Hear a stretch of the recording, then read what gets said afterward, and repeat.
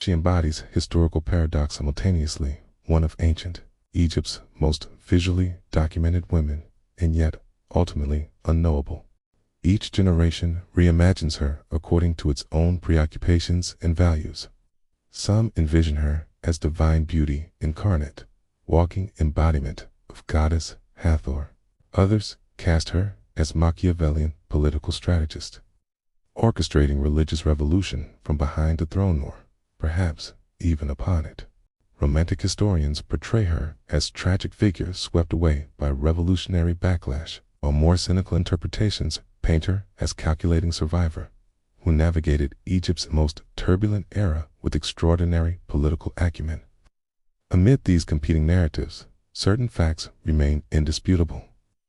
She transcended the traditional boundaries constraining royal wives. Her imagery appears with unprecedented frequency and prominence, rivaling that of kings in scale, positioning, and symbolic importance. She appears not merely as decorative accompaniment to royal ceremonies, but as central participant in religious rituals, state functions, and even most unusually martial scenes, smiting Egypt's enemies. In a society structured around strict gender hierarchies, she carved out unprecedented authority, not through outright rebellion, but through strategic presence, regal bearing, and masterful command of Egypt's complex visual and theological language.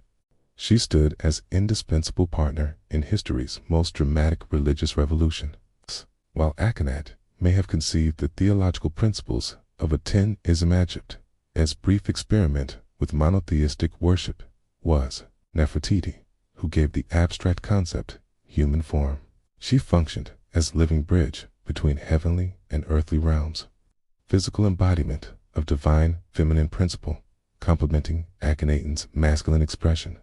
Unlike previous queens who served the gods, Nefertiti's imagery suggests she was venerated alongside them, a central component in Amarna's theological equation. Perhaps most tellingly, after her disappearance, powerful forces attempted systematic obliteration of her memory. Its counter-revolution that followed Akhenaten's death targeted her images with particular vehemence. Her statues were methodically shattered, her cartouches chiseled from monuments, her role in historical records deliberately expunged. Yet, despite this concerted campaign of erasure, her presence proved impossible to fully eliminate. 3 millennia later, her name still echoes through scholarly discourse and popular imagination. Why?